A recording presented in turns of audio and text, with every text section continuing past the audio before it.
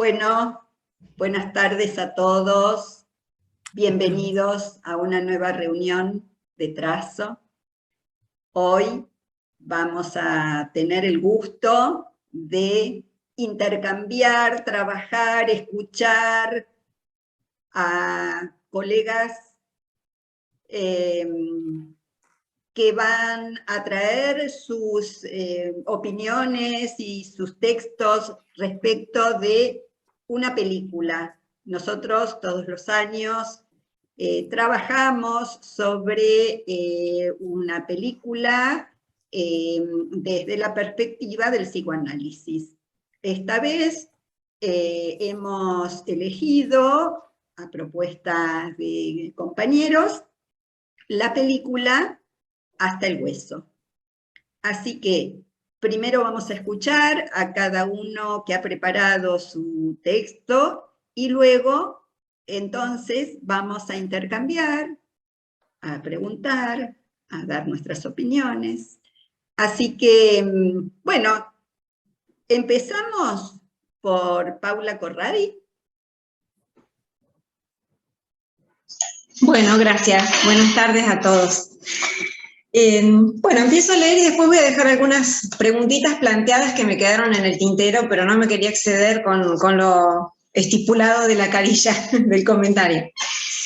La desafiante Helen muestra ser hueso duro de roer desde la primera escena del film, abandonando otro más de los tantos tratamientos, posiblemente impuestos, por su trastorno de anorexia. Al regresar a la casa de su padre, aparecen varios detalles que hablan. Le destinan como lugar de alojamiento un garage, un espacio lleno de cajas donde apenas hay una cama. Esto me hizo preguntarme, en esta escena, ¿no? ¿Qué lugar ocupa este sujeto para el otro? El padre no está y no aparece en toda la película. Brilla por su ausencia, siempre justificada por su exceso de trabajo. Es hablado a través de su mujer. La madrastra, dueña de casa, tampoco está cuando llega Helen. Es quien se ocupará luego de buscar otro tratamiento, haciendo lo que puede con esta situación que la excede, desde la grotesca torta en forma de hamburguesa hasta avalar una posible elección homosexual o despedirla en la clínica con un cariñoso "no seas tan perfecta". Le sirve la comida la empleada y Helen comparte el banquete, detalle que se repetirá también luego, con su hermana, divirtiéndose al contar las calorías y comiendo los agujeros entre los alimentos del plato. El comer nada queda muy bien graficado en varias escenas, desde el alimento que se corta al milímetro, se deshace, se revuelve, se escupe, pero no se traga. Ingesta de nada que luego hay que compensar con caminatas o abdominales. Al momento de internarse en un nuevo dispositivo de tratamiento dirigido por un médico poco convencional, aparece la madre biológica junto a su pareja. En un fugaz encuentro donde hay pocas y demoledoras palabras, "estás hecha un fantasma". La madre la despide con un abrazo y vuelve a su lugar de residencia. Ahí me pregunté, ¿no? ¿Cómo se habrá entramado la función de sostén, apuntalamiento, contención entre esta niña y su madre? El sitio al que Helen ingresa es una comunidad terapéutica pequeña para jóvenes con diversos trastornos alimentarios, donde las recibe un único varón avanzado en su recuperación, con el que se entablará una importante camaradería. Dejaré de lado el tema del tipo de tratamiento y el encuadre, lo dejo para el debate, y me gustaría enfocarme en algunas escenas que muestran algún giro en la evolución de la protagonista con respecto al trastorno, con algunas preguntas e hipótesis. En su inicio predomina la negación de la patología, la resistencia al cambio, la nula conciencia de enfermedad, cosa que a la anoréxica le preocupa muy poco. A través de los vínculos que va armando con sus compañeros, en particular con Luke, puede ir conectándose con la vida nuevamente. Por ejemplo, sintiendo la lluvia en el Museo de Arte, oliendo y tocando un chocolate, que luego ante la mirada del grupo y sentada en otro lugar de la mesa, me pregunto, cambio de posición quisieron mostrar ahí, puede probar un pequeño bocado. Como contracara, Helen sigue bajando de peso y las sesiones con sus familiares son una calamidad, donde la hermana, un par, aparece como la voz más coherente. Situaría dos momentos en los que, reitero, a modo de hipótesis, Helen retrocede cuando se evidencia el deseo del otro. Uno es cuando Luke le dice que está enamorándose de ella, y otro cuando el médico le dice que prácticamente no tiene mucha vida más allá de su trabajo, atender a este grupo en el que ella se incluye. Es decir, como que ellas, las chicas o este grupo son todo para él. Al no soportar quedar en el lugar fálico para el otro, o serlo, más invade la pulsión de muerte para crear ese vacío necesario. Helen sale eyectada por sí misma del dispositivo de cuidado en viaje hacia donde reside la madre. Nuevamente el detalle del lugar. Es un domo, muy moderno, hecho para turistas, más acogedor, pero una carpa al fin de cuentas. O sea, no es la casa de la madre. Sin embargo, es una escena muy simbólica donde la madre reconoce su frialdad y limitaciones y le ofrece alimentarla literalmente como a un bebé. Pareciera ser este cuadro la reparación de una escena psíquica primaria. También le da libertad y le ofrece respeto por su decisión, ya que todos saben que se encuentra al borde de la inanición. El final es esperanzador, siendo un detalle no menor que la directora y la protagonista del film han sufrido esta patología, aunque podrían cuestionarse muchos otros aspectos sobre cómo se aborda esta delicada temática. Y bueno, dejo como cuestiones que me quedaron en el tintero. Primero, lo que más me hizo pregunta es esto de qué lugar ocupaba la protagonista en la estructura, ¿no? Si el lugar fálico o por momentos también el lugar de resto, en cuanto a esto de dónde se la recibe. Otra es una intervención que me quedó ahí picando en la cabeza, que es cuando el terapeuta le sugiere por qué no se cambia el nombre.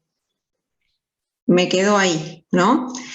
Y la tercera, el lugar del arte como espacio de sublimación, reparación y lugar al deseo y al movimiento, cosa que también estaba como taponado y que cuando aparece lo del arte, algún movimiento positivo hay y bueno, puede ser una cuestión a tener en cuenta en el tratamiento. Nada más. Gracias, Paula. Muchas gracias. De nada. Bueno, ¿quién quiere continuar? Meme, dale.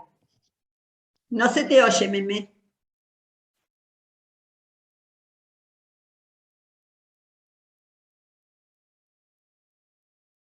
Ahí voy. Bueno, yo hago una referencia desde lo psicomotor, porque precisamente la anorexia y la bulimia son perturbaciones del esquema corporal y la imagen corporal. Dolto nos dice: el esquema corporal será el intérprete activo o pasivo de la imagen del cuerpo, en el sentido que permite la objetivación de una intersubjetividad. Esta película destaca el papel del otro en la construcción de la individualidad. Ajuria Guerra decía: nuestro cuerpo no es nada sin el cuerpo del otro, cómplice de su existencia. En el cuerpo está integrado el otro en una dialéctica de placer. En la historia personal bueno, yo la puse Eli con el nombre nuevo, la depresión postparto de la madre perturbó esa relación primaria, provocando la estructuración deficitaria de su yo, un cuerpo que se desvanece en el borramiento, que no se siente, que no se permite ver la verdadera realidad a la que ha llegado.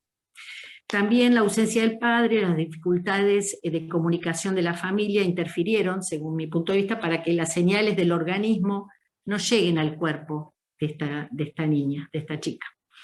Ella dibuja, es creativa, sensible al arte, cuando ve también cosas que ha hecho el Luke, ¿no? Sensible al arte, a través de sus dibujos expresa lo que le impacta, lo que le afecta. Cuando la dibuja Pearl con el suero, algo que ella también había experimentado, porque al médico se justifica diciendo que ella también le habían puesto suero, situación extrema de su estado, pero el efecto secundario que para mí tuvieron sus dibujos al suicidarse esa compañera y las consecuencias que incluso le refiere su media hermana Kelly, que tuvo en las redes eso, ¿no? Como que fue inspirador en un sentido funesto, ¿no? Para otros, etc., resultan traumáticas y desde mi punto de vista reafirman la fuerza autoagresiva. Eli padece un trastorno de la vivencia corporal, una perturbación de lo que en psicomotricidad, siguiendo a Alicia Fernández, se dice corporeidad, ¿no? El organismo transversalizado por el deseo y la inteligencia. La experiencia en el museo destaca justamente lo vivenciado, contribuye a despertar la conciencia corporal. Dice Luke, ¿por qué estamos? Porque estamos vivos. Sentir, justamente sentir, va construyendo la presencia del cuerpo, suprime esa anestesia de un cuerpo percibido solo desde la angustia ahí depositada. Las sensaciones toman un lugar de vivencias. Esto desde la conciencia del cuerpo es muy importante, por el tema de la representación, ¿no? Considero un momento importante que opera como límite cuando el director le dice que puede dibujar, pero para ella, ¿no? Como yo lo leí como un encuadre, que está tomado esa expresión simbólica, pero en realidad ahí se vuelve nociva para ella, ¿no? Él la preserva, digamos, de los efectos nocivos de esto. Cuando la madre en la carpa le dice que sí, con dolor, ¿no? Que si ella quiere morir, ella lo acepta, yo observé la perplejidad en el rostro de Eli, como cierta perplejidad, y ahí para mí ella reconoce el sentir de su hija, y esto funciona como límite y contención al mismo tiempo, ¿no? Como una suerte de discriminación de una y otra, entre ellas. Le otorga cierta conciencia de sí misma. La vivencia de ser alimentada como bebé por su madre es reparadora. Marta Beckey habla, que yo no lo voy a leer porque supongo que ustedes lo tienen, pero es un texto muy lindo de todas las teorías que hay sobre la psicosomatosis, y ella hace una conclusión en un artículo que yo tengo muy viejo. Vino Marta Beckey a dar una charla a la escuela de psicomotricidad, me acuerdo. Esa imagen de la carpa que de lejos es como un útero para mí, yo la veía como un útero, cuando están ellas dos ahí. Esto me parece muy, muy importante, ¿no? En ese ajuste tónico postural mutuo se construye el esquema corporal, un espacio donde puede hablar lo íntimo, se concretiza. Un envoltorio corporal que separa el adentro y el afuera, contiene y delimita, como una cavidad, ¿no? Hay un lugar para la madre y un lugar para la hija, se instaura un tiempo, que esto también es muy importante para lo que es la sensación de sí, ¿no? La noción de sí mismo. Por el efecto tónico de ese encuentro, y las palabras específicas, cuando la mamá vieron que le nombra las piernas, le dice apoyaste tus pies, le van como armando, son percibidas como formando parte de un todo. Y eso también se ha utilizado en trabajos de relajación corporal con personas obesas, por ejemplo.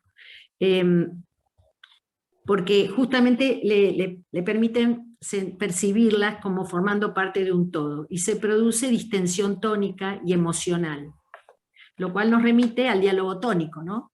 Como primera forma de comunicación, especificidad de nuestra práctica psicomotriz, a partir de los aportes de Rivalón, que justamente nos da la comprensión de esta integración tónico-emocional. El pasaje de la actividad tónica, de actividad tónica a función tónica como primera función de relación. Esto fue como lo que podríamos decir que dio origen a la psicomotricidad como práctica. Lo vivenciado, ese intercambio en la carpa, permitió una transformación cito a Rodríguez, que está citado por unas colega que hizo un trabajo en Córdoba, que dice: el síntoma es un grito que hay que transformar en llamada. Y llevó a que desde el cuerpo nacieran imágenes y palabras después de esto, ¿no? Que ya tiene todo ese episodio que se ve. Y le devolvió al cuerpo su lugar de metáfora, donde había tensión y displacer en el contacto antes, ¿no? Cuando vuelve, a mí me llamó mucho la atención y ya termino, cuando ella vuelve a tratarse al final de la película, que vuelve, se refleja en toda su organización tónica postural la marca del otro. Si uno la ve, y eso se ve mucho en los niños cuando empiezan a tener esta sensación de sí, digamos, desde el trabajo, que se vuelven más tónicos, y el rostro parece como más relleno, porque es de la rigidez, pasan a la expresividad que tiene el rostro. Yo me acuerdo una abuela una vez me dijo, ay, parece más gordito, y en realidad ese es la expresión, la expresión. La distensión en su rostro la vuelve más expresiva, la postura, el gesto. Ustedes vieron los abrazos, ella abraza, ella ahora abraza, que eso se ve también en los chicos autistas, que se dan vuelta a veces para que los abracen, pero no hacen esto, ¿no? Y ella con la madrastra, digamos, lo hace ese cambio. Bueno, no, y después hay otras cosas que me parecieron interesantes para pensar el tema de la distancia, leyendo el artículo de Marta Beckey, ¿no? La distancia, lo que habla de la alteridad como fundante, ¿no? de la individuación, cómo se dio todo el tema de la distancia y la ausencia en la vida de Eli, porque muchas veces dice, ¿no? que quiere tu papá que seas independiente, que produzca para ser independiente, ¿no? Pero está marcado, la media hermana también dice que el papá quiere eso, ¿no? Y la mamá aparece también en un momento que quería independencia. Bueno, esto me pareció otro punto que sería lindo para tomar. Y bueno, nada más.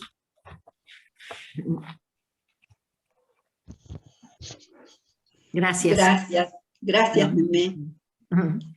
Bueno, ¿quién continúa? Yo, si querés, puedo seguir. Dale. Bueno. Gabriela Collins.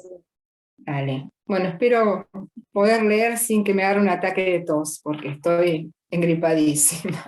Pero bueno, intentemos. Bueno, voy a hacer una pequeña referencia al artículo de Silvia Amigo de página 12, que tal vez lo leyeron, no sé quién lo puso en la página, en el grupo, y la verdad que está muy, muy bueno. Así que bueno, voy a citar apenas unas cositas de ahí. El título es Huelga de hambre hasta la muerte en la familia. Bueno, acá toma la anorexia como una lucha a muerte por preservar el deseo, y en cambio a la bulimia como un modo de ceder al goce de la madre.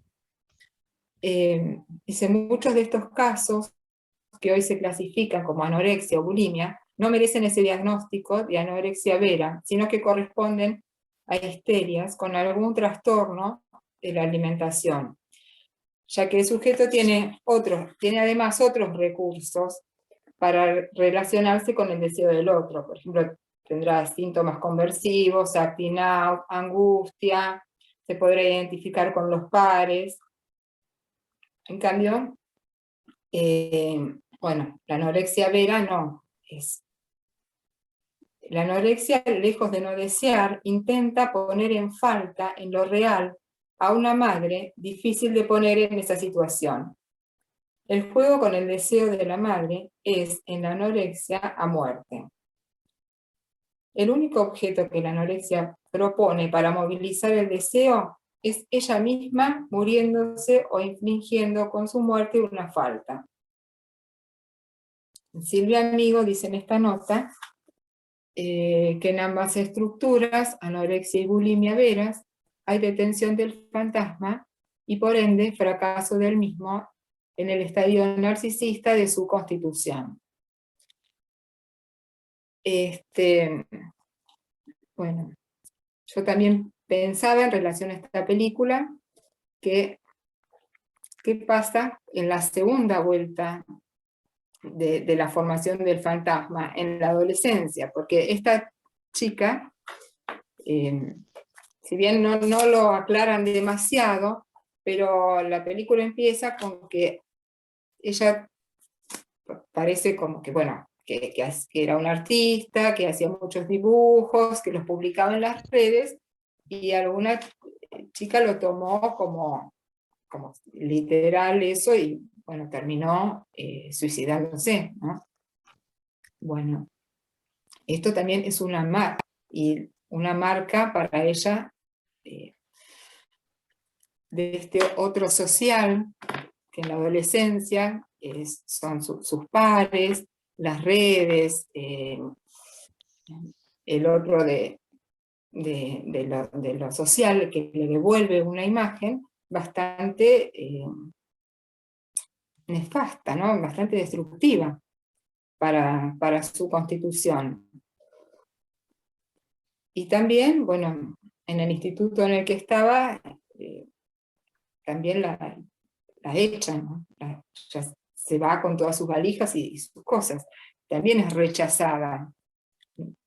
No pueden hacer algo con sus intervenciones ni nada, directamente la expulsan, no le dan lugar.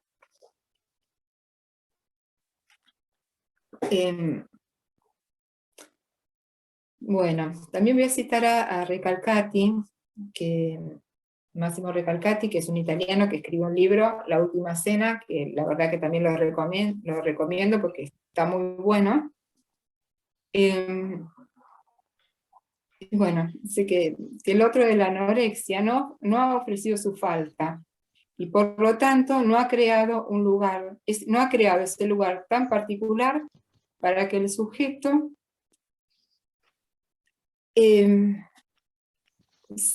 sienta que es particular y valioso para alguien, ¿no? Y él habla de que en estos casos, como hay una ruptura en la comensabilidad con el otro, tomando esto de la comensabilidad como lo que tiene que ver con el ingreso a la cultura, con la pérdida de la cosa, con la instauración de la ley, de los límites. Y bueno, yo pensaba en esta película, ¿no?, tomar algunas cosas que me llamaron la atención. En relación bueno, también al otro y a los otros de esta chica, ¿no? Ella llega a la casa de los padres, y bueno, la recibe la empleada, y ella le dice: ay, siempre la casa está cambiada, vos siempre con una cara nueva, como si se hubiese hecho alguna intervención en la cara la señora, ¿no? Y está comiendo sola con la hermana. Las dos se ríen, juegan, hay cierta complicidad, ¿no? Cuentan las calorías. Y la señora esta le dice que, como la ve que están jugueteando con la comida y no están comiendo, le dice: la carne. Y bueno, las chicas la burlan, se ríen, ¿no? Y empiezan a hablar de los mocos, de cuántas calorías tienen los mocos. ¿Y vos te acordás que juntabas mocos cuando eras chica y que te los comías? Bueno, es como que hablan de cosas no comestibles, ¿no? Como que hay otro código, un código de adolescentes. Y después la otra escena, la de que está con la mujer del padre, la hermana y ella, ¿no? Bueno, que están comiendo, y dice: ¿va a llegar papá? No, está viniendo. Y entonces las dos se miran y saben que es mentira, que les está mintiendo. Que los dos, que la madre, que la señora esta y el padre saben que no va a venir, que eso es mentira. Y después la mujer está también como intentando, no sé qué, hacer algo que le den ganas de comer a la chica, le trae la torta esta grotesca de hamburguesa, hecha así de forma casera, pero totalmente, es como si fuera una torta de cumpleaños para una nenita de 5, no sé. No tiene nada que ver eso ahí. Totalmente como fuera de lugar. Viendo esto que no como que no hay como que es imposible el objeto ahí, ¿no? El ajuste con lo que ella quiere. Y también en esa comida hablan de la chica de la clínica, y dice, ¿te gustó esa chica de la clínica? Bueno, dice la mujer esta, está bien, si a vos te gustan las vaginas o las mujeres, está todo bien. Y las dos chicas también se vuelven a mirar, como diciendo, esta mujer no entiende nada, como está totalmente fuera de foco, ¿no? Y también es como que queda en escena lo desajustado, ¿no? Y la incapacidad de relacionarse y de alojarla y de entenderla. O sea, y ella también, bueno, porque tampoco acepta nada, absolutamente nada.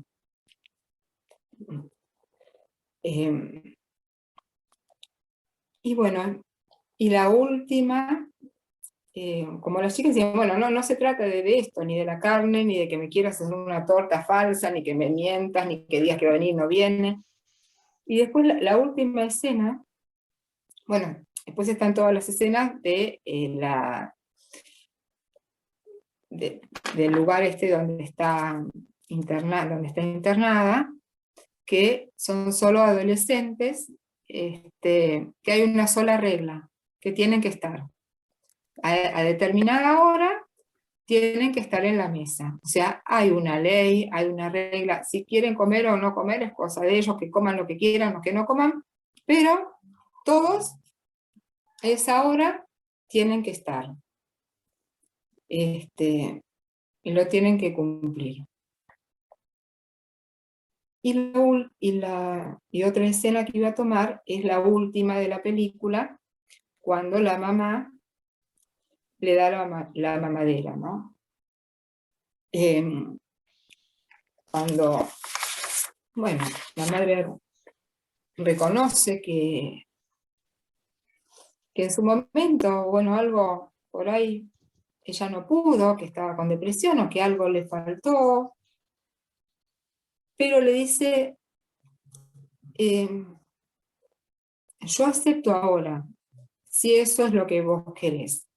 Como que, digamos, que puede perderla, ¿no? Que puede aceptar lo que la hija quiera, a pesar de que no sea lo que ella quiera. Me pareció que esto también era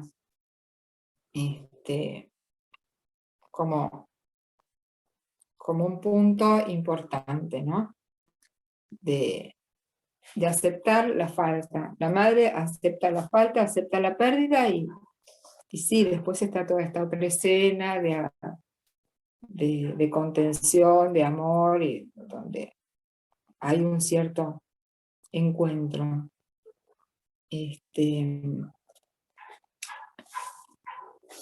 O sea, ella puede ofrecer, la madre puede ofrecer su falta y mostrarle que le haría falta, ¿no?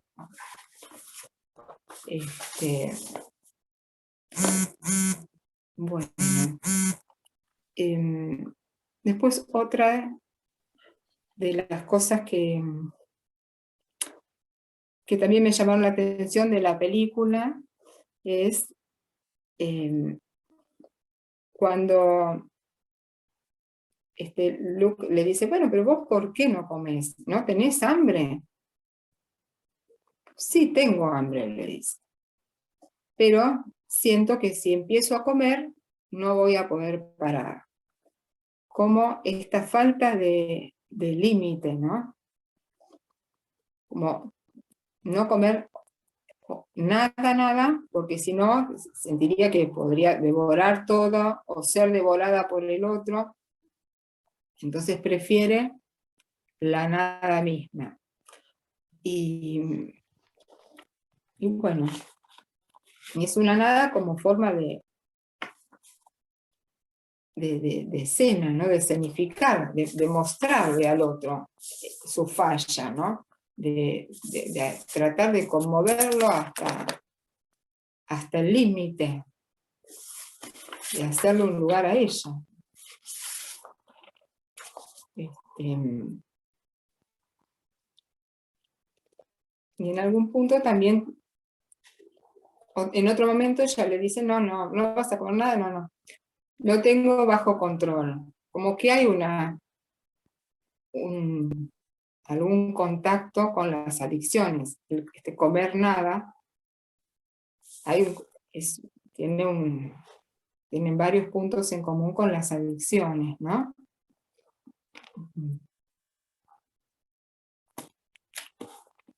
Bueno, con la adicción al ejercicio también, todo tiene que tratar de descontarlo, haciendo ejercicio o tomando agua. Bueno, después pensaba en relación al tratamiento, ¿no?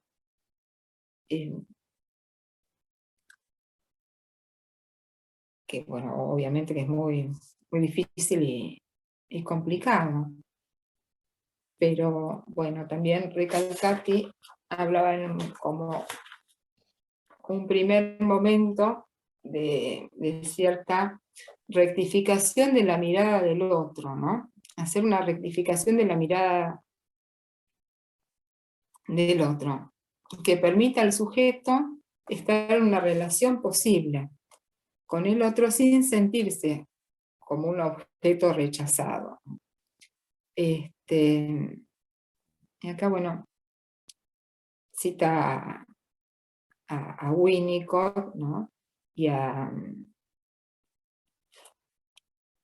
bueno, tener cierto cuidado de no repetir lo trágico que fue el primer encuentro con su otro, ¿no? Se trata de decir que sí al sujeto sosteniendo su ser, sosteniendo su deseo, y bueno, y no hacer nada que pueda ser entendido como una mueca de rechazo. Esto como un primer momento, y luego habla de la rectificación subjetiva, ¿sí? Pero primero hay que construir cierto sostén, ¿no? Que pueda construir ciertas cosas antes de, bueno, trabajar en este sentido de la rectificación subjetiva, de dejar de interrogarse por la comida, o de esta demanda de comida, o de negar a la comida, e interrogarse por el enigma del deseo del otro, ¿no?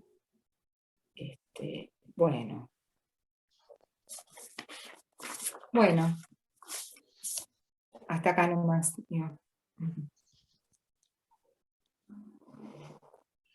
Muchas gracias, Gabriela.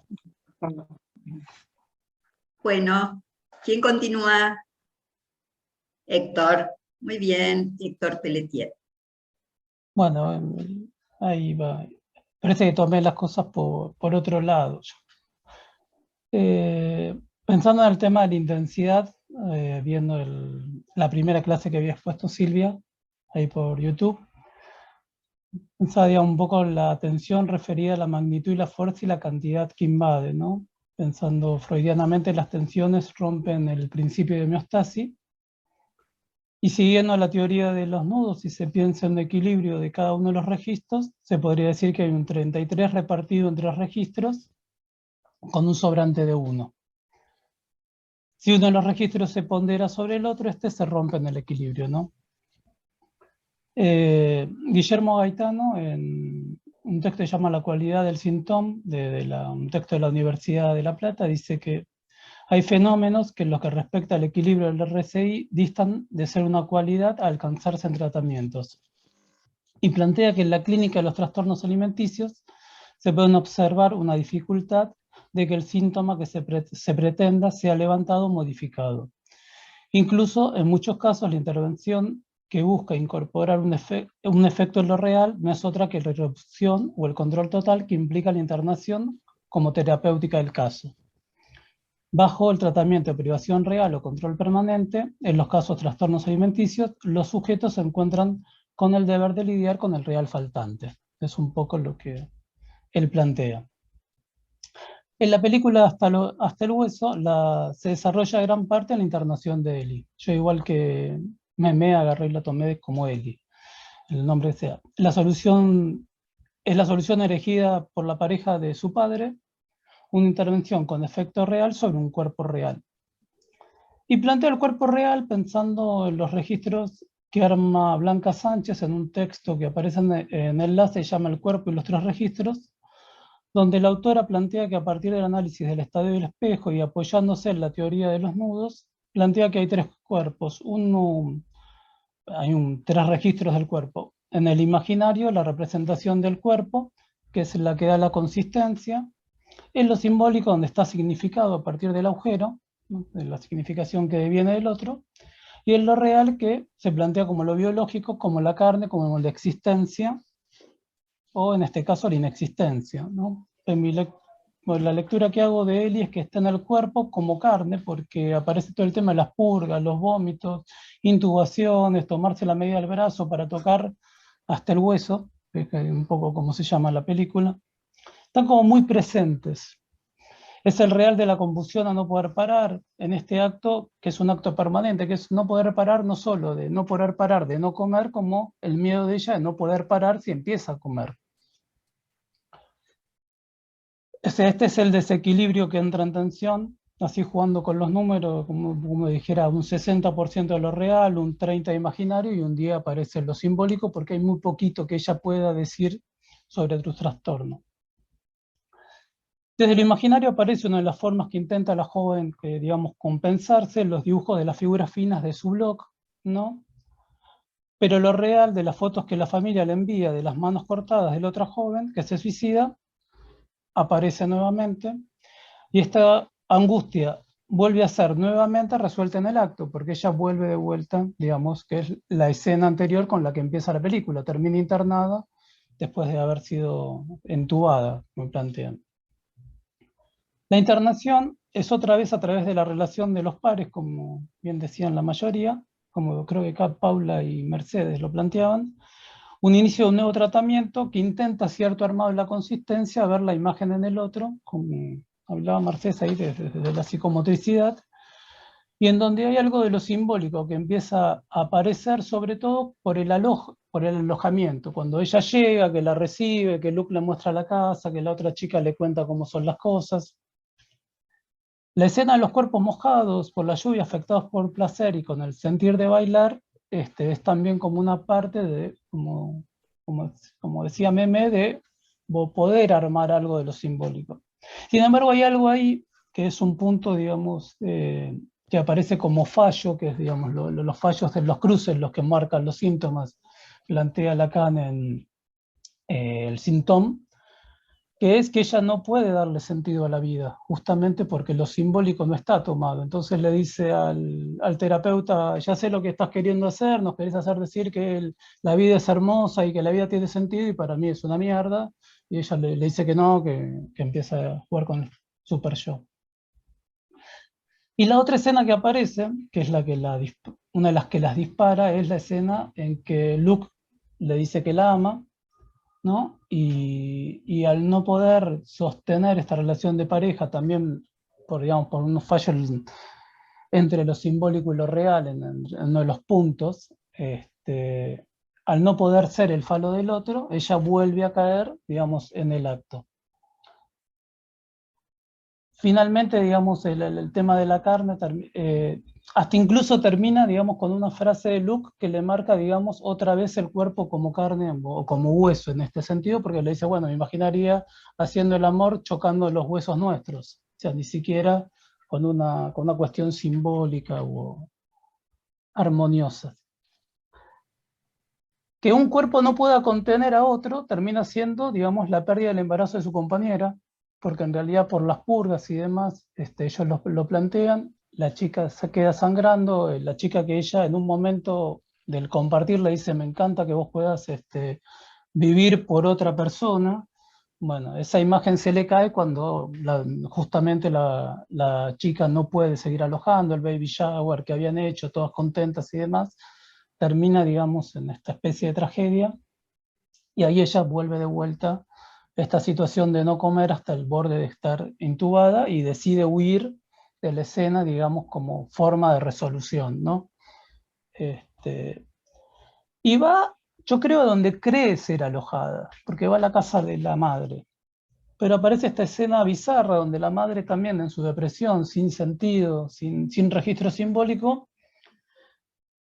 le dice a Eli, mira, me dijeron que no te pude amamantar lo suficiente, así que te voy a amamantar con una mamadera. O sea, no lo hace en sentido literal, no lo hace en sentido simbólico, no le pone un sentido significante de te puedo entregar otra cosa que no sea eso. Y le plantea que es eso o la muerte, o sea, el sinsentido, ¿es la locura de la madre o se muere? No hay otro medio. Sin embargo, la película muestra como en la agonía de ella aparece algo de lo simbólico, casi freudianamente a través de un sueño. Yo cuando lo escribía pensaba si era un sueño de transferencia, porque en realidad la transferencia no sé si en el Cementerio 23 o en el 24, la plantea como una forma de poder hacer una especie de síntoma, un nuevo anudamiento de los 3 registros, y en el sueño aparece la posibilidad de significar el cuerpo, de que aparezca este cuerpo significado, porque ella, al fragmentarse y verse desde el árbol y ver su cuerpo casi siendo piel y hueso, ella agarra y se levanta y decide preguntarse, volver al tratamiento, dando una nueva posibilidad y con una situación como muy complicada, pues le escuchaba a me acuerdo, Pablo Memé recién, digamos, del tema de la ley, porque en realidad no aparece algo en la legalidad, más allá del padre, no aparece algo en la legalidad, y algo en la legalidad, cuando le decían esta bizarra, la madre pensaba como del palo, de ponerle el palo al cocodrilo, en el sentido de la locura de la madre, y en realidad la que le pone el palo al cocodrilo es la pareja del padre, que es una de las que se pelea en el tratamiento y le dice, vos sos una loca, vos sos una loca, no podés cuidar a tu hija y demás, y es, digamos, el límite que le pone, y la hermanastra que le dice que si se vuelve a intentar matar, le va a dar una patada en la vagina.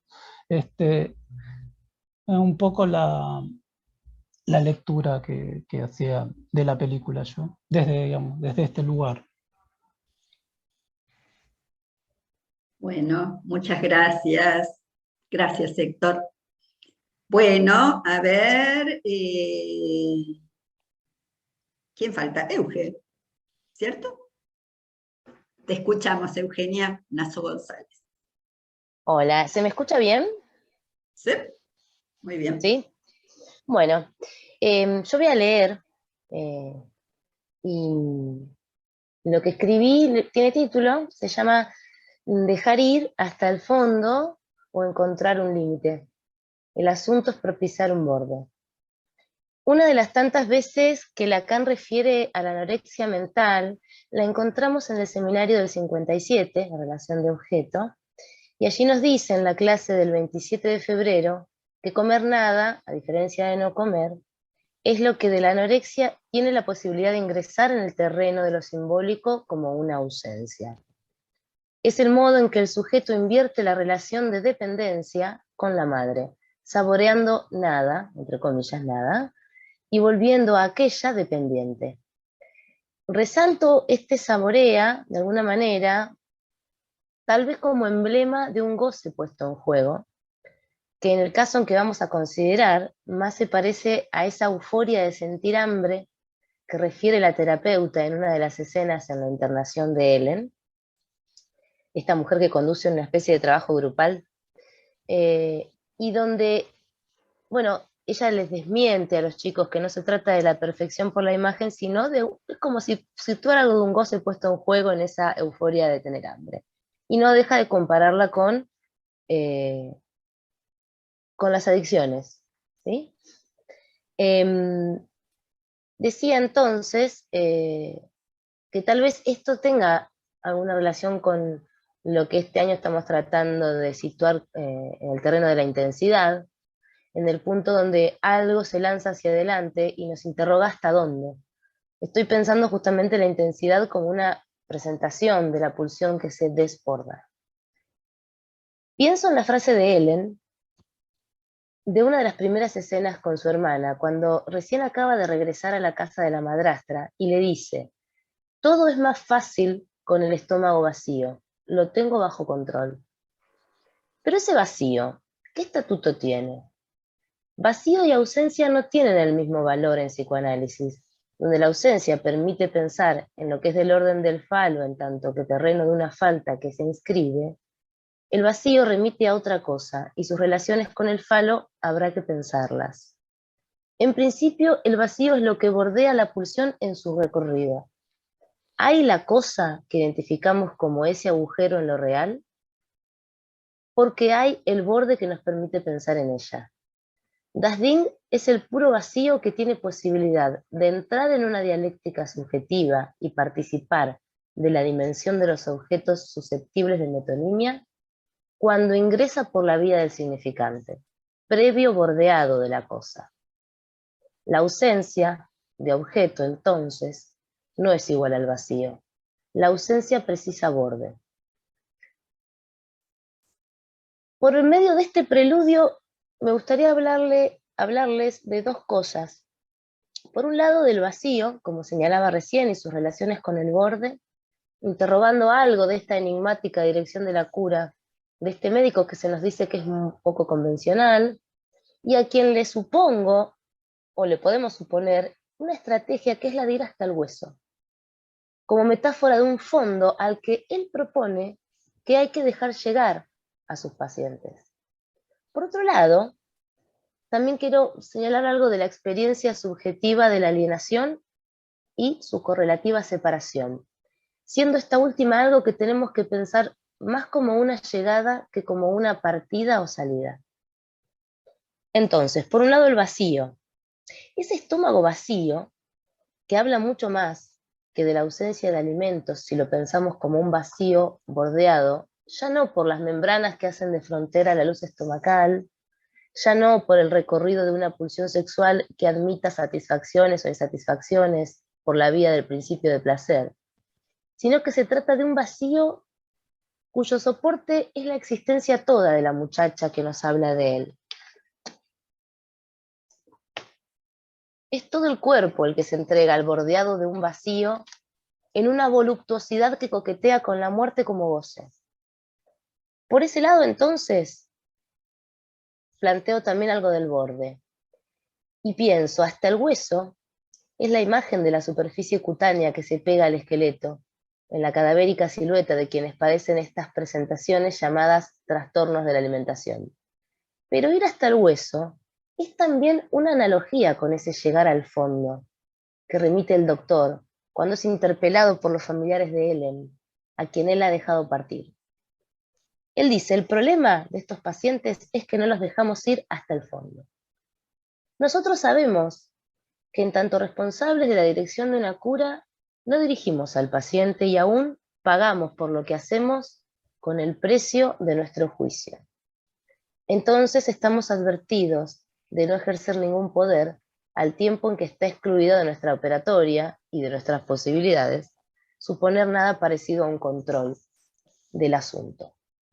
Sin embargo, esta falta de garantías a la que la clínica nos expone debe ser asumida responsablemente por una ética que circunscriba, sigo hablando de bordes, el devenir del sujeto en una dialéctica sostenida por un otro con mayúscula, donde pueda alojarse, es decir, en el terreno de la transferencia. En este sentido, pienso que la estrategia de dejar ir, entre comillas, hasta el fondo, abandona al paciente frente al riesgo del pasaje al acto, donde el sujeto emprende esa partida errática de la escena al mundo. Y así la vemos a Ellen partir. ¿Cuál podría ser el fondo para quien ha puesto toda su existencia como borde de un vacío? El vacío no tiene fondo, es puro agujero y no tiene tope. Las relaciones del ser hablante con lo que come muestran tanto que se puede comer sin límite cual barril sin fondo, así como también comer nada expresa que de eso puede no haber fin. En cualquier caso, se puede alcanzar el goce de la muerte sin que esto represente un límite. De acuerdo, la finitud de la vida se toca con un real que eventualmente podemos leer como límite. Pero eso es una lectura y por lo tanto una dimensión simbólica de la existencia. A lo real no le falta nada, siendo la falta una prerrogativa simbólica de lo simbólico, por lo cual lo real no tiene cómo proponer por sí mismo lo que es del orden de un límite, que es de la dimensión significante. Sí, es cierto que es de lo real una de las formas de la falta, pero de la cual no hay nada de lo subjetivo que pueda decirse al respecto sin que venga allí a superponerse esa otra falta que es la de lo simbólico y que hace lectura de la real para que de eso dé como resultado un sujeto. Dicho de otro modo, alcanzar la muerte no es por sí misma una experiencia con el límite, donde lo que es del orden del sujeto no resulta estrictamente de sus relaciones con el destino de la sustancia viva. Por otro lado, quiero hablarles, y termino, de esto que Lacan sitúa, de hecho en el seminario 11, cuando trabaja la alienación y la separación, que es la elección de la muerte, ¿sí? Como elección ineludible a la altura de la alienación. Dice Lacan que tanto el esclavo como el amo tienen que hacer pasar su elección por la muerte. Entonces tomo algo de esto, de elegir morirse, esta es la paradoja, cuenta como elección subjetiva, pero no cuenta como límite. Ese que habría de alcanzar el sujeto al que dejaríamos llegar a ir al fondo. No cuenta como límite porque estamos en la realización de un más allá, cuyo atravesamiento no conlleva un punto de detenimiento. En este sentido, la muerte no es ninguna frontera. Elegir morirse es una opción, tal como se blandean muchos diálogos del film, como señalaba recién Héctor, la hermana más de una vez se lo reprocha, y la madre al final de la escena de la película también habla de la muerte como una elección. Entonces decía, elegir morirse puede ser una opción, pero no tiene fondo. En las clases del 27 de mayo y 3 de junio del 64, Lacan trabaja este aspecto en torno a los movimientos de alienación y separación, que desarrolla, apuntalando dicha lógica a la dialéctica del amo y del esclavo, de Hegel. Y apunta allí que se trata de una elección forzada, bueno, conocemos un poco esto, lo señalo brevemente, y cuyo desarrollo a lo largo de estas dos clases deja como conclusión que la única salida posible, tanto para el amo como para el esclavo, es la libertad de morirse. El sujeto conceptualmente representado en el lugar del esclavo encuentra los términos de su elección entre la libertad o la vida, teniendo que elegir forzadamente la vida, que queda, como sabemos, cercenada de libertad. Pero también el amo, alienado a la misma dialéctica, tiene que hacer pasar su elección por la muerte, siendo la libertad de morir la única posible. Para el esclavo, pero también para el amo. ¿Por qué? En el caso del amo, los términos de su elección, indica Lacan, son otros. Ya no son libertad o vida, es libertad o muerte. Y Lacan hace una comparación de esta consigna y tiene un momento de ironía con respecto a lo que fueron las luchas de la clase trabajadora, ¿no? Porque dice que si hay algo de lo que, bueno, esta es mi interpretación, lo que dice es que si hay algo de lo que el trabajador asalariado ha logrado hacerse es la libertad de morirse de hambre, justamente porque empieza a tener el trabajador la responsabilidad sobre su propia vida, ya no el señor que lo cuida como mercancía. Entonces, señalo, el amo, para poder blandir su libertad, también hace pasar su elección por la muerte, y uno podría decir que si los términos de la elección son libertad o muerte, bueno, puede conservar la libertad y la vida, tanto que puede, eligiendo la libertad también puede conservar la vida. Pero el asunto del amo es que justamente como la elección también hace pasar el asunto por el tema del reconocimiento, lo que lo diferencia al amo del esclavo es que justamente él tiene la libertad de morirse, porque no es un objeto de la propiedad del amo. Pensemos, lo que diferencia al amo del esclavo es justamente esta libertad, de hacer de su existencia lo que quiera, incluso morirse si se le da la gana, Porque a diferencia del esclavo, que es un objeto de la propiedad del señor y por lo tanto es alimentado y mantenido con vida por el amo tiene la libertad de no sobrevivir. Donde el esclavo es mantenido con vida en pos de la producción que labra para el amo expresa su libertad alcanzando libremente la muerte. Pero no hay por eso salida de la alienación. La libertad de morirse de hambre, entonces, es una forma en que el esclavo puede alcanzar su libertad, una libertad que logra pasando por la alienación del amo. Elegir la muerte es lo que se ofrece al reconocimiento del otro como prenda de libertad, ocupando el lugar del amo, o, dicho de otro modo, hacerse reconocer como amo en la libertad de elegir tiene como condición elegir morirse. Esta es la aristocracia de la elección por la libertad. Esta es la torsión de la dependencia de la que tal vez Lacan habla en ese comer nada que intenta invertir los términos con respecto a la madre, ¿no? Aquella que demanda dejarse alimentar. La salida del sujeto por la muerte es una falsa salida y la alienación de la que pretende liberarse persiste. El sujeto intenta dejar de ser esclavo del otro por la vía de lo que a mí me gusta llamar la salida por el lado del amo, o más directamente hacerse el amo, cuya resonancia no deja de tener eco en esta frase de la protagonista, cuando dice, lo tengo bajo control. Nosotros los analistas, ¿qué tenemos allí para proponer?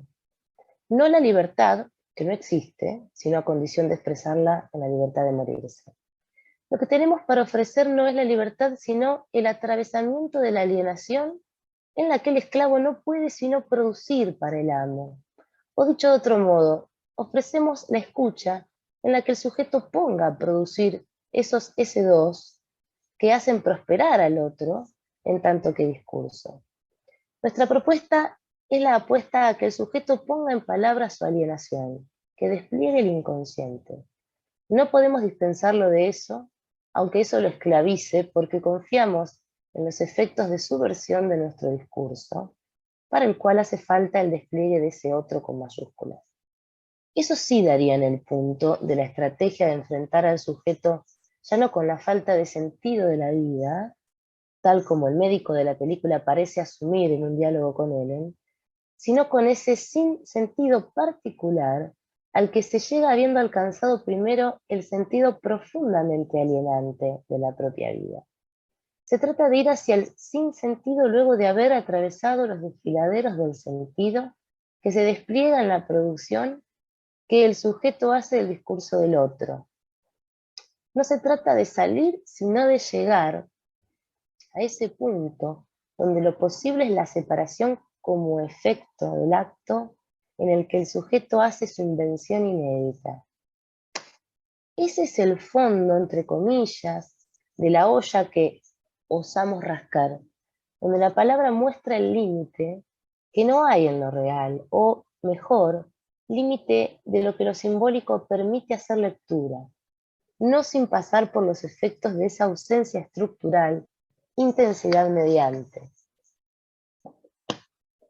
Intensidad que no podemos esperar que pase por la palabra sin subir a escena, a ese hueco donde ésta no llega, límite de la rememoración freudiana y territorio de la Hieren y del acting out, que sabemos torna salvaje lo que es del orden de la transferencia. De lo que se trata es de dar lugar a un sujeto que se pierda entre esos significantes en lugar de dejarlo partir hacia el puro mundo, para reencontrarse, sí, en un lugar otro respecto de la dialéctica deseante que lo alienaba. Lo que los analistas tratamos de hacer es de sostener esa escena donde la intensidad de la pulsión pueda venir a actuarse. Y acá voy a decir algo que tiene que ver con el encuentro de la semana pasada, del encuentro anterior, donde estuvo Miguel. Lo que los analistas tratamos de hacer, decía, es de sostener la escena de la transferencia, donde ese dedito amordazado entre los hilos flagelantes pueda entrar en un diálogo lúdico y mortificar el goce de acuerdo con la operatoria simbólica. Me conmovió mucho esto que dijo Miguel cuando fue interrogado sobre algunas cuestiones en el juego infantil. Y lo cuento brevemente, él bueno, no sé si me lo podrá recordar, pero alguien, creo que fuiste vos, Debbie, que le preguntó, contaste un fragmento de Un nene que un... se apretaba el dedo con una cinta, o sea, apretaba la mano o el dedo enlazando una cinta alrededor de su muñeca o de su dedo. Sí, que había algo un poco No, bueno, que intenso ahí. estaba, claro, había una intensidad que uno se preguntaba cuánto había de la ficción lúdica y en qué punto eso ya pasaba, iba aún más allá de lo lúdico y de la ficción y podía importar algún tipo de daño al cuerpo. Bueno, Miguel, a mí me conmovió lo que dijo, porque vos situabas algo de esto, y él proponía, así muy espontáneamente, dijo, con cierta humildad, porque dijo lo que él cree que hubiera dicho Jorge Fuckelman, que hubiera hablado con el dedo, que hubiera hecho hablar al dedo, ¿no? A ver, quiero hablar con ese dedo. A mí me conmovió tanto. Bueno, las que me conocen de hace tiempo saben que yo no hago clínica de niños, pero me conmovió justamente, y con esto quiero cerrar, por el impacto que tiene para pensar también la clínica de adultos, ¿no? Cómo muchas veces nos cuesta hacer entrar el acting en la cura, o mejor dicho, que esa intensidad pueda ser leída como acting, porque hubo un analista que ha hecho entrar en el picadero algo de esa intensidad.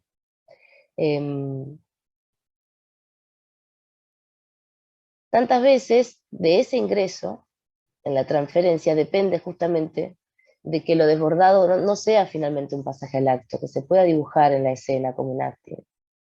Yo creo que a veces nos cuesta diferenciarlo, no tanto teóricamente, pero sí en la escena, y creo que la diferencia entre un pasaje al acto y un acting tiene que ver con que habrá sido, ¿no?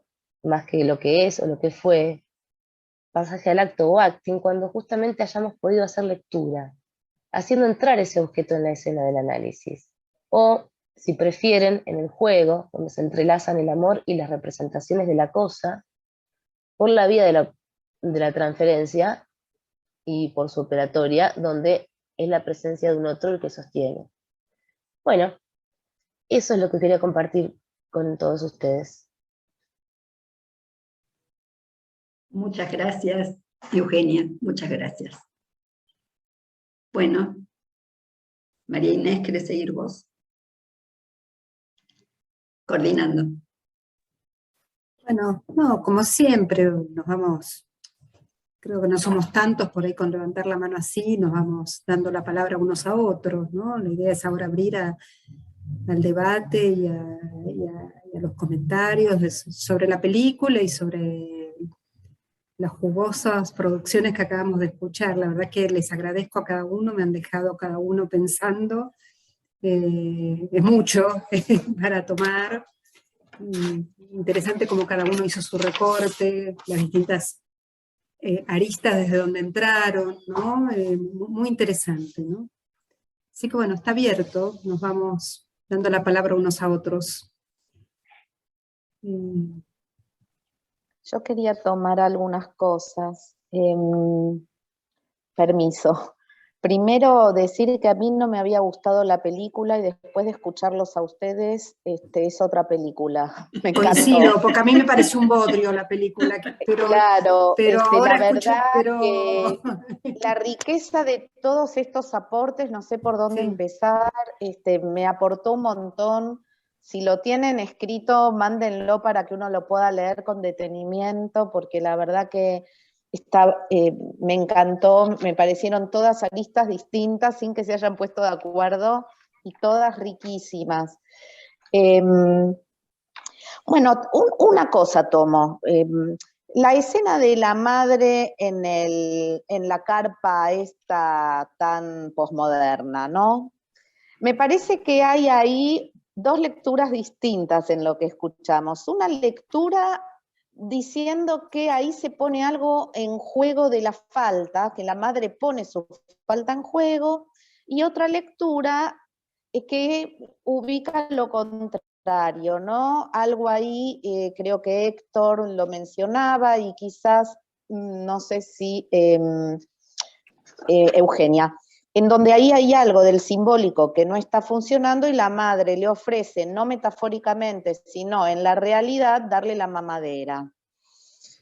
Cuando yo vi la película también pensaba, más bien en el orden no de que ofrece la falta, sino más bien que la manda al muere. Esto es lo que a mí es lo primero que a mí me hizo sentir. Sobre todo, además, porque le dice, bueno, si esa es tu decisión, yo la acepto. De todos modos, me deja pensando, incluso en alguna conversación con Silvia, y lo que planteaba, creo, Gabriela y también Paula, esto de que ahí ella ofrece su falta. Y la otra que me hacía pregunta, o sea, a mí me da la impresión de que ahí no ofrece la falta, pero ya sea que la haya ofrecido o no, el efecto que tuvo es una suerte de la chica se va y queda suelta, sale, como decía Héctor, creo, o recién Euge, se me mezcla todo, sale al puro mundo, a un puro mundo, hay el mundo, no a la escena sobre la escena, no a algo que pueda estar simbolizado, sale al puro mundo, a la pura tierra, tirada ahí contra la roca, prácticamente al borde de la muerte. Bueno, qué sé yo, hay un analista mágico que hizo que la piba sueñe, no sé cómo hizo, qué fue lo que tuvo efecto para esta mujer, para esta joven, de que algo del simbólico, algo de su inconsciente aparezca ahí, ¿no? Y coincido con esto en que aparece su cuerpo, ya no el cuerpo real, como nos ayudó a pensar Héctor, sino un cuerpo más anudado al simbólico, al imaginario y a lo real, porque se la ve en una escena amorosa con el muchacho, o sea, se ve en lo real, porque se ve la imagen de ella flaca y como un cuerpo muerto, pero después aparece la ensoñación, ¿no? Ahí con el noviecito, digamos, y con una cosa donde ya hay un cuerpo libidinal, ¿no? Un cuerpo vivificado. Bueno, ahí no sé, hay como un borde, no sé qué es lo que tuvo efecto para que ella pueda finalmente elegir la vida, porque creo que en algún lugar ella elige la vida, ¿no? Con todos los derroteros que eso tiene. Y bueno, me quedaba preguntarle a Memé si Memé considerás que esa cuestión que tanto ayuda al bebé, ¿no? En el sostén, ¿no es un poco tarde siendo ya adulta, ya, ¿no? Digo, incluso esto que contabas, que hay algunas terapias que se trabaja de esta manera, bueno, me preguntaba eso, ¿no? Si esto ya no... Bueno, yo lo leía como un sinsentido, pero me traía otra lectura, ¿no? Que es esto que genera algo de lo tónico, ¿no? Lo tónico y lo que vivifica, ¿no? Y el sostén, el nombrarle las partes del cuerpo.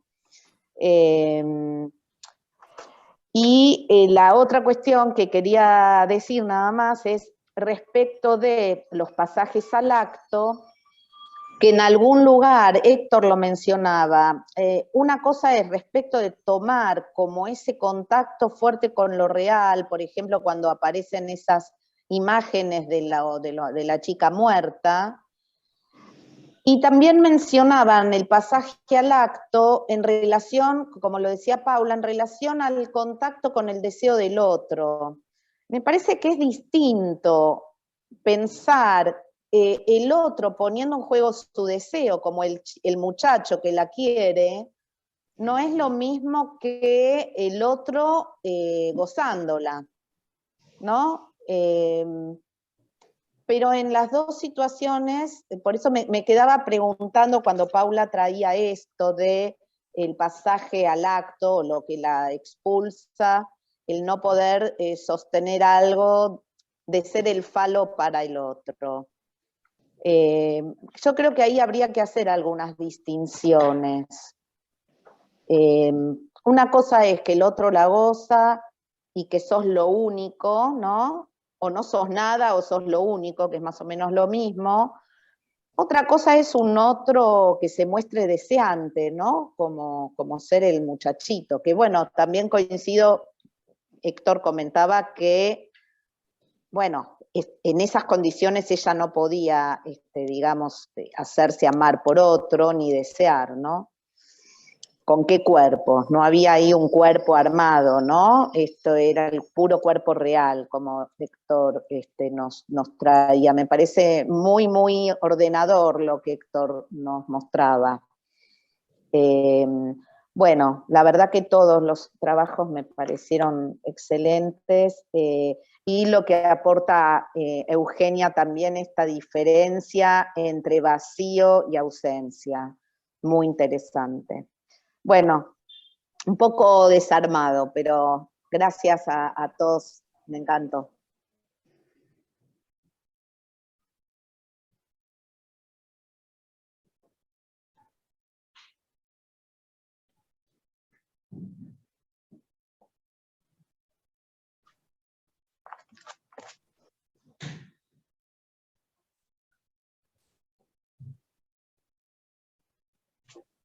Eugenia. ¿Sí? Sí, me quedé pensando en esto que decís, Debbie, y me quedo pensando en que más allá de que no sabemos nada de la dirección de la cura, y aunque nosotros siempre tenemos muchos elementos para pensar cualquier tratamiento con las coordenadas de los que nosotros emprendemos, igual creo que más allá de lo que es inaccesible del tratamiento de él en la película, es que es todo como por accidente, lo estoy pensando ahora, ¿no? Como vos decías un poco recién con humor, no sé qué analista mágico apareció ahí. En realidad, incluso esto que alguien también situó hoy del cambio de nombre, que yo no lo había pensado hasta que lo volvieron a traer, no tiene ni sentido, ni se le da sentido. Parecen intentos como torpes, pero sostenidos con semblante de autoridad, pero no se sabe a dónde va. Yo, bueno, la ducha seca esta que tienen los chicos, montones de cosas que uno dice, no se sabe, ¿no? De carambola casi parece que esta chica vuelve que tampoco sabemos cómo sigue después la vida de ella, pero todo medio de casualidad, ¿no? Y a veces pienso, ¿cuántas constituciones subjetivas? No me gusta decirlo así, pero más o menos bien logradas ocurren así, a golpe de accidentes, donde hay otros tan, ¿no? Un papá, los otros padres de él no existen. La pobre madrastra que le tocó en suerte hacerse cargo de ella y hace lo que puede. Este médico que parece piola, pero no se entiende a dónde va, ¿no? Porque si pensamos en las escenas del hospital, todo el tiempo están solos los chicos, no hay adultos ahí. Más allá de que la presencia no tiene por qué ser 24 horas, ¿no? Pero me da una especie de sensación como de vacío ahí, de ausencia, ¿no? Ni siquiera sé si ausencia, vacío. Si fuera ausencia habría presencia, pero como de vacío, de otro. Pensaba, no sé, ¿puedo hablar o hay alguien? Sí, ¿Querés sí. hablar? Bueno. Estás vos, Corina, después Paula, pero bueno. Sí, es verdad que la película abre tantas líneas, ¿no? Que es como muy difícil generar como un hilo conductor. Se presta a muchísimas intervenciones y reflexiones. La verdad, interesantísimo la presentación de todos, porque las aristas increíbles.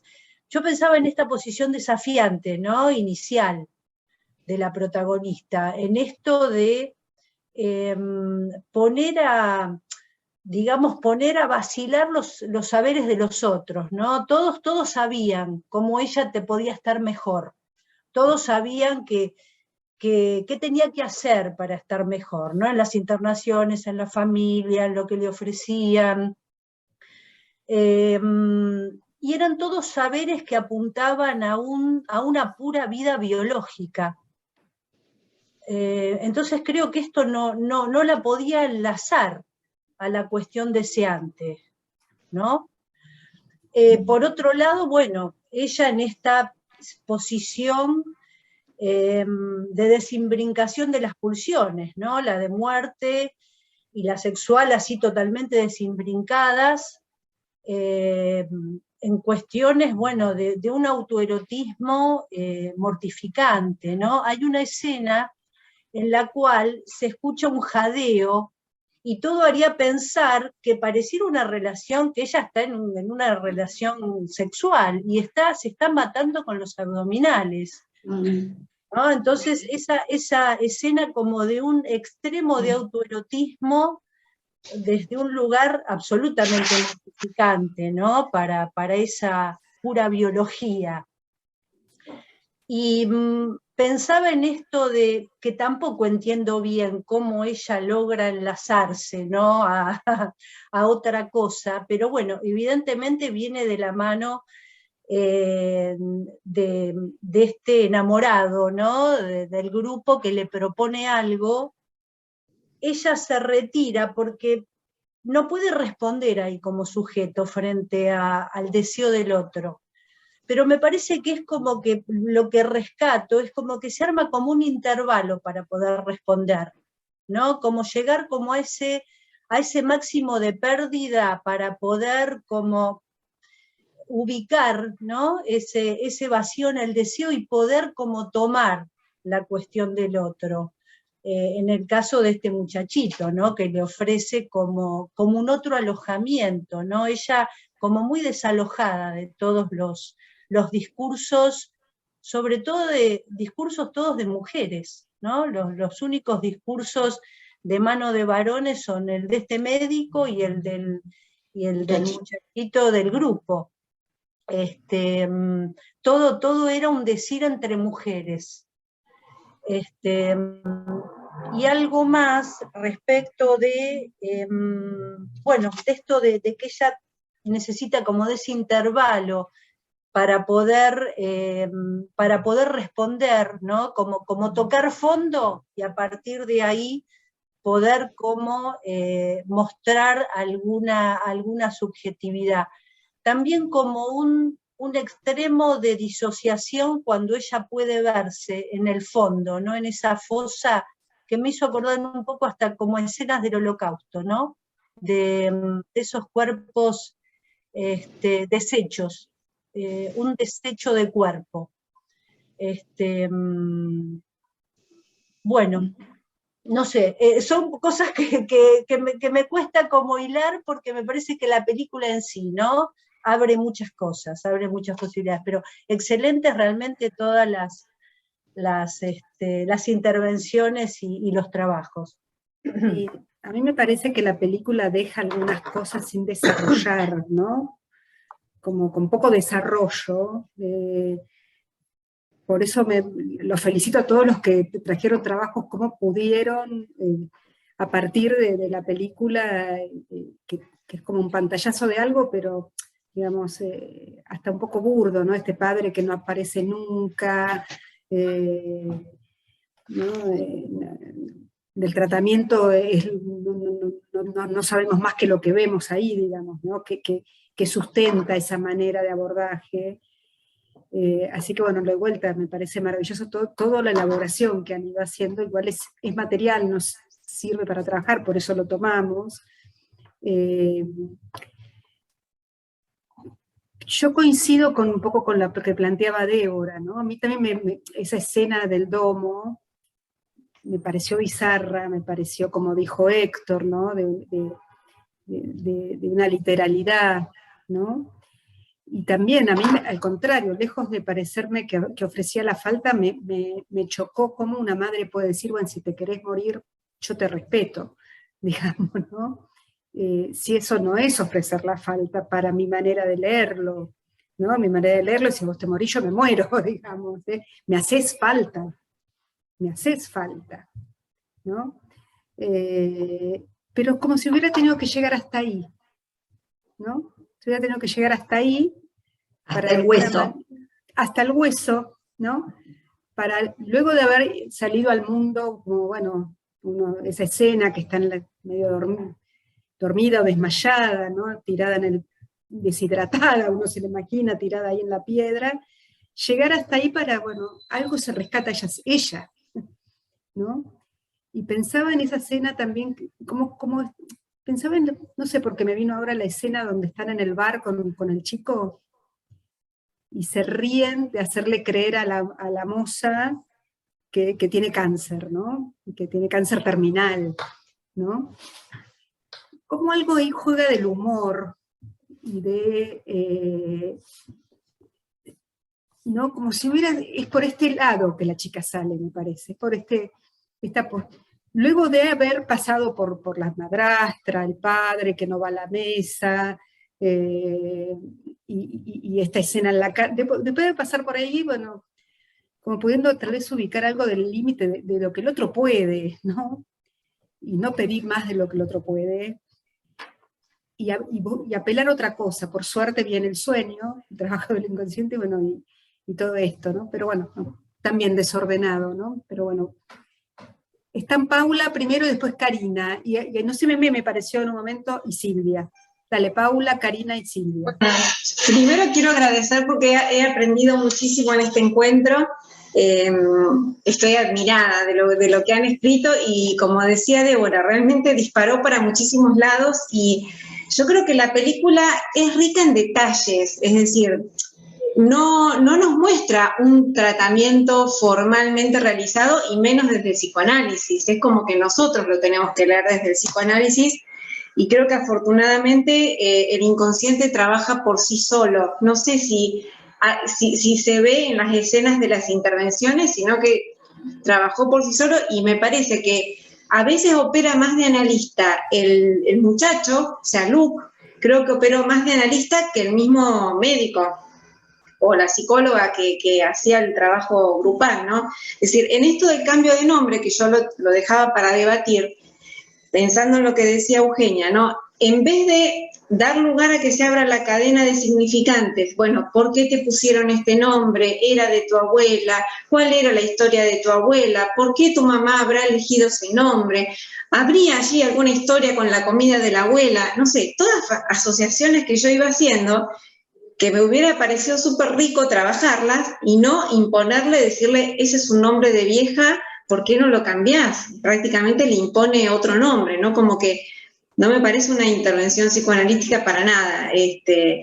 Y por la otra es esto, de que, bueno, no hay nada más allá de este grupo. Me parece que ahí, por eso digo, mi duda todo el tiempo en la película era si ella estaba en el lugar de objeto, a ser gozada, digamos, o un objeto resto cuando la destinan ahí al garage, o si está en un objeto de lugar fálico, donde cuando tiene oportunidad de ocupar este semblante frente al chico, no tiene con qué responder.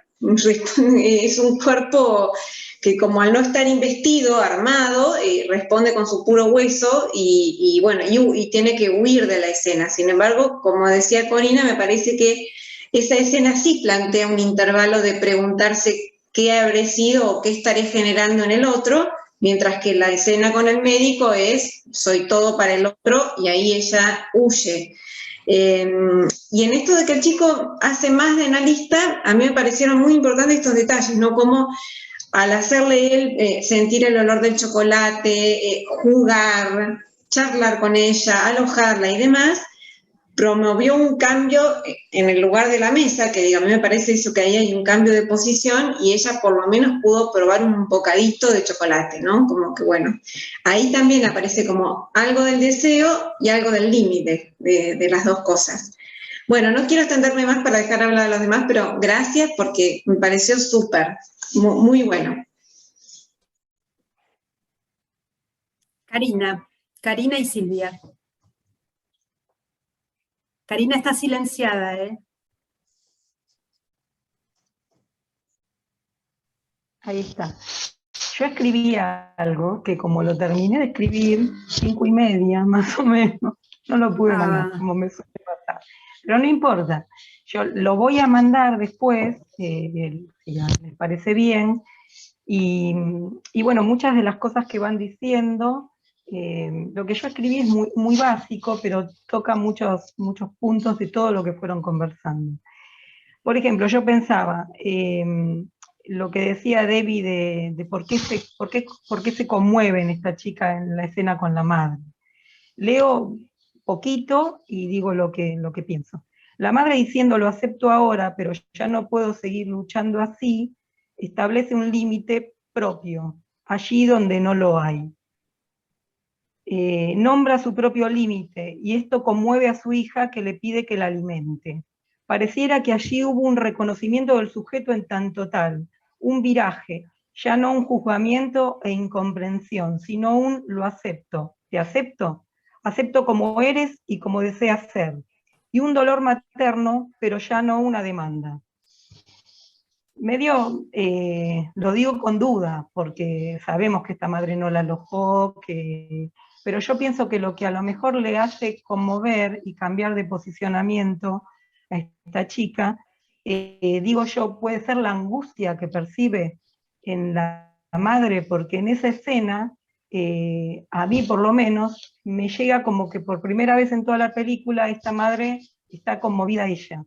Me dio esa impresión. Después de, cada vez que se la cruzaba en la película, cada vez que la veía, la frase era, Dios mío. O sea, esto que le devolvía permanentemente como un horror, como la mirada desde el lado del horror. Es más, en un momento en la película la chica, no sé si le quiere contestar algo, como decirle hola, no nos vemos hace mucho, y en vez de hola, la madre le dice, ay Dios mío. Se lo dice en varias ocasiones, la madrastra también. Entonces, ¿qué lugar de sujeto le devolvía la mirada de sus otros familiares? Entonces me pareció que en esa escena de la carpa, al menos, había algo que era de otra índole, algo más afectuoso. Si bien es cierto también que la madre le dijo, bueno, te acepto lo que decidas, pero yo creo que, no sé, a mí me pareció que algo de eso es lo que a ella la mueve, y de hecho le dice, alimentame. Esto por un lado. Por otro lado, yo empecé lo que escribí, que después, bueno, lo subo. Esto no es una terapia psicoanalítica. Lo primero que pensé fue en tantos tratamientos de adicciones,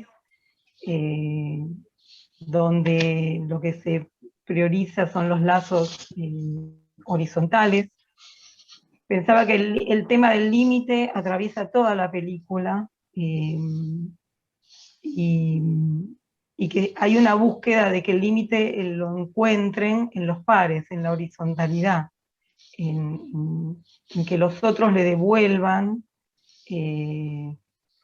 desde su propio padecimiento otra imagen de sí.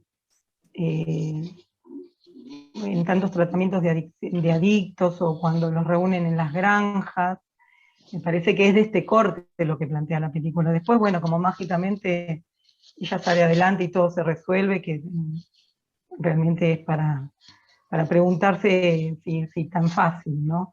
Pero me parece que la película apunta a esto, no a una cuestión psicoanalítica. Bueno, luego subo lo que escribí, pero me parece que el tema del límite... y pensaba en lo que acaba de decir Paula del médico. El médico me parece que como no tiene tiene más bien una orientación que no es psicoanalítica, oriente todo el tiempo a hacer cortes. Por ejemplo, esto de, bueno, otro nombre, como lo que te devuelven los otros de tu familia, tiene que ver con el horror, con algo no conveniente, bueno, te podés llamar de otra manera, podés ser de otra manera, me parece que el camino que plantea este médico tiene más que ver con poner el límite de esta forma, no sé cómo expresarlo mejor. Eso.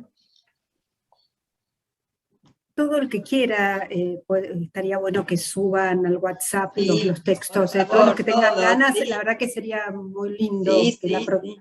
que la producción quede ahí, lo podamos releer, Buenísimo. y aparte es algo que vamos creando entre todos, ¿no? Está bueno. Silvia. Bueno, vuelvo a decir, o si no lo dije antes, agradezco enormemente cada uno de los trabajos, las intervenciones, muy, muy buenas, muy interesantes. Y efectivamente, bueno, es una película que podríamos decir, bueno, es así, el tratamiento de una anorexia, que por supuesto no es un tratamiento psicoanalítico, siempre lleva a buen puerto, y sabemos que no, ¿no es cierto? Porque me parece que justamente se trata de un cuadro de una complejidad enorme.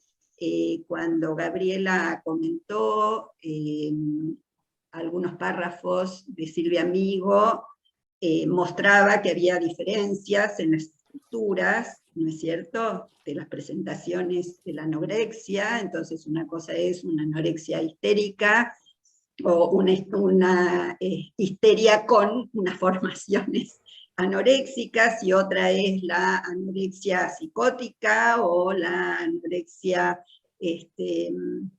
más vinculada con otro tipo de cuestiones, ¿no es cierto? Como dice la anorexia vera, decía, ¿no?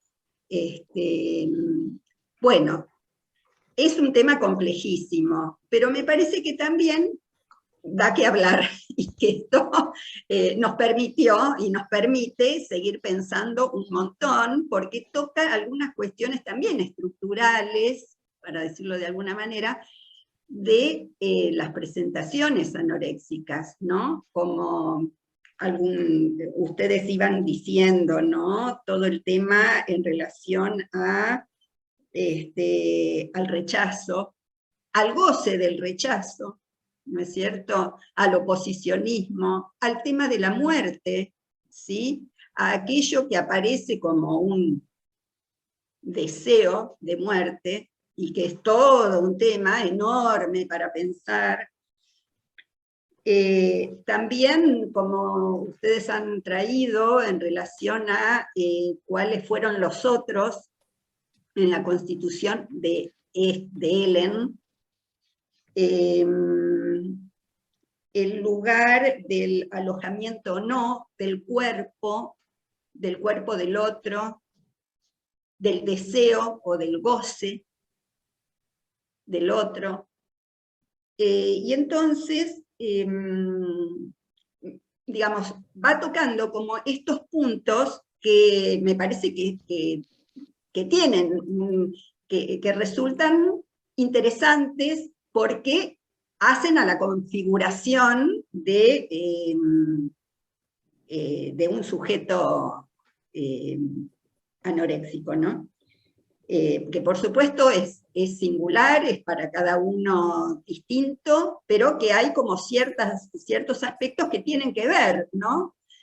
Por ejemplo, hay autores que plantean que la anorexia es una patología del amor. Y estábamos hablando de qué lugar tenía Ellen para su otro materno, el padre que ni aparece. Es burdo en la, pareciera, ¿no?, en la película, que directamente no se lo ve, pero me parece que podría ser una metáfora de qué lugar tiene el padre en las formaciones o configuraciones anoréxicas, ¿no? Porque en general siempre aparece una cuestión en relación a los fallos, o a cuestiones de la constitución en relación a lo materno fallido, ¿sí? Entonces, bueno, me parece que va tocando como puntos muy interesantes en relación a esto. Cuando Debbie antes comentaba, sí, habíamos tenido una charlita respecto de la última escena. Sí, por un lado aparece como una cuestión bizarra, ¿no es cierto? Pero ahí hay algún efecto, ¿sí? Que probablemente no sea la única cuestión, porque me parece que todo lo que vino sucediendo en relación a vincularse con esos otros pares y las experiencias que fue teniendo con cada uno, también van siendo marcas.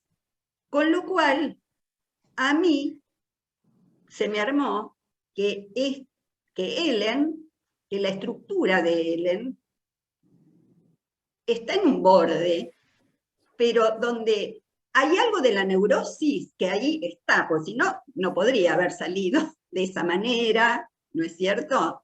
Me parece que en todo caso la posibilidad de ese sueño, ¿no? La posibilidad de esa vinculación con la, que ahora no me acuerdo cómo se llama, la que iba a tener el bebé, y ella le dice, qué bueno poder llevar a alguien, no recuerdo exacto literal, pero llevar a alguien, ¿no? Me parece que eso son como datos que tienen que ver con una estructura donde la neurosis uno la podría ubicar, ¿no? De algún modo.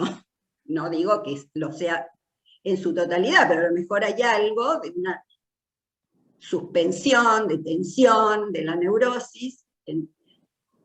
Y lo pensaba también en relación a que, ¿vieron cuando dicen que cuando empezó la sintomatología? A los 13 años, en la pubertad, y cuando la madre sale del placar y se arma toda esa otra situación.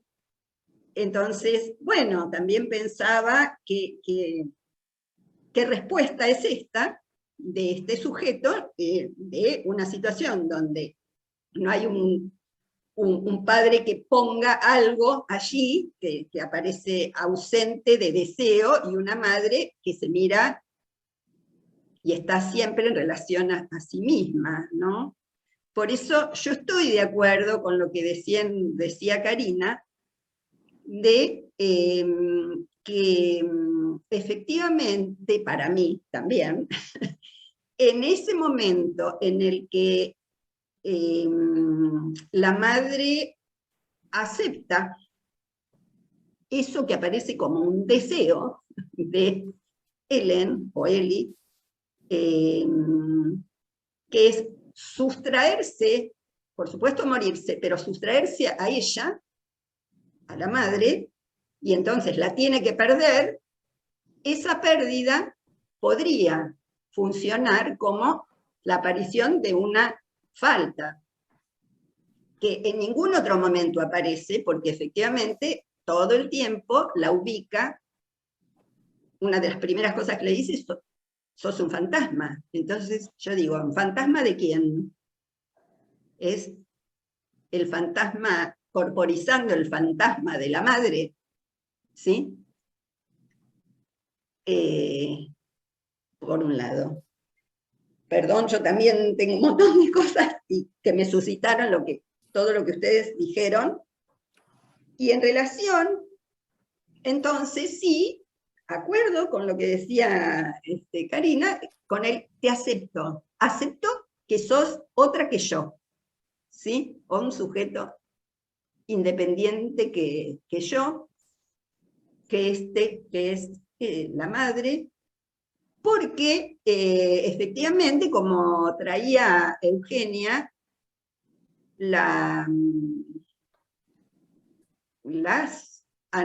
digamos, la anorexia también es una patología, dicen otros autores, de la separación, ¿no es cierto?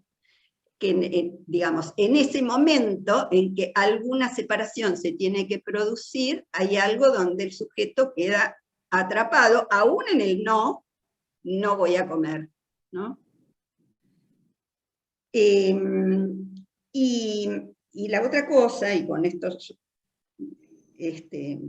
termino, en relación al médico, y a lo que planteaba Debbie, de qué magia ha sido. A mí me parece que fue una conjunción, que uno lo puede pensar también como una conjunción de cuestiones complejas,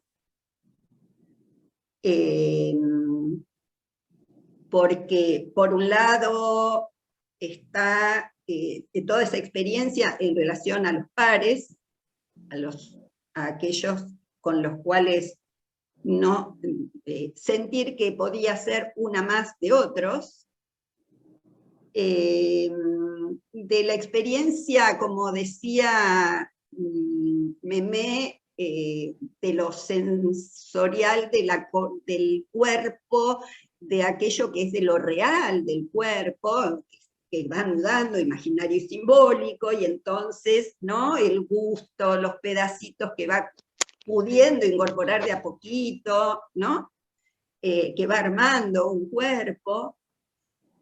Y el médico, y en ese momento cuando le cambia el nombre, a mí, claro, así dicho, parece una cosa medio difícil de pensarla, pero yo pensé en el tema de la nominación, digamos, de una nominación distinta. Está bien, a él se le ocurrió ¿no?, ese nombre, pero un nombre que él antecedió con algún tipo de deseo que es, no, el otro parece de vieja, entonces hay uno que es más lindo, o más interesante, como Eli, ¿no?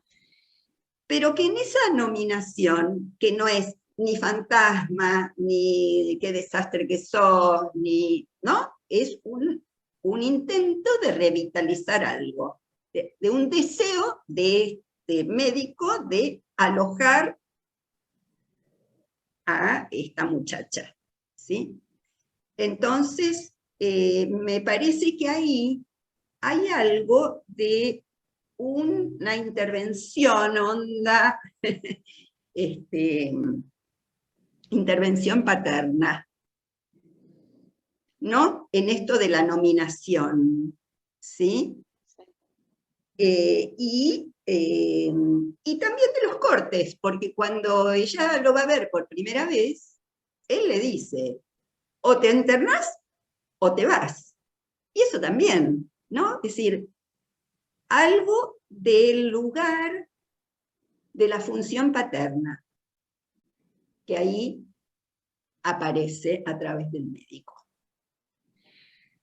Bueno, por supuesto que hay un montón para seguir, pero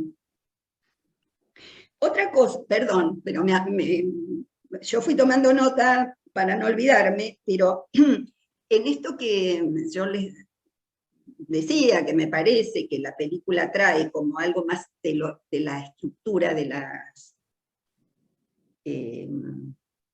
las anorexias, cuando ustedes hablaban del hacer vacilar el saber de otros.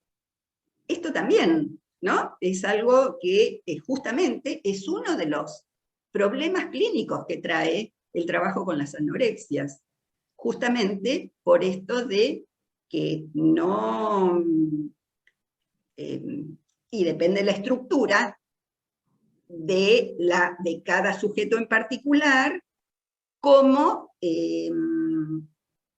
digamos, hay una posición donde la transferencia es posible y otras en donde hay que hacer todo un trabajo para ver si es posible instalar la transferencia. Y el sujeto supuesto a saber, por supuesto, ¿no? Entonces, bueno, nada, muchísimas gracias por cada uno de los aportes de los que escribieron. de los que hablaron sin escribir. Muy interesante, me parece que... Y voy a decir, perdón, una última cosa voy a decir. Que me parece también muy pertinente para lo que venimos trabajando en relación a la época, este film, ¿no? Primero porque efectivamente es una de las patologías muy extendidas en esta época.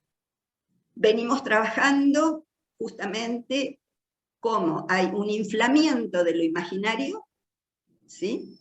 Y una reducción de lo simbólico, y la anorexia también tiene eso, ¿no? Lo expresa muy bien. El lugar del super yo, ¿no? Sobredimensionado, que es lo que vemos en estas muchachas, y en cada una de los personajes que vimos también, ¿no? En donde saber cuánto de calorías cada cosa tiene, en realidad es el super yo funcionando, ¿sí? Claro. Bueno. Bueno, no se olviden de mandar al chat los textos, estaría bueno cada uno de los que participaron y escribieron para que los podamos leer y bueno, seguir trabajando entre todos.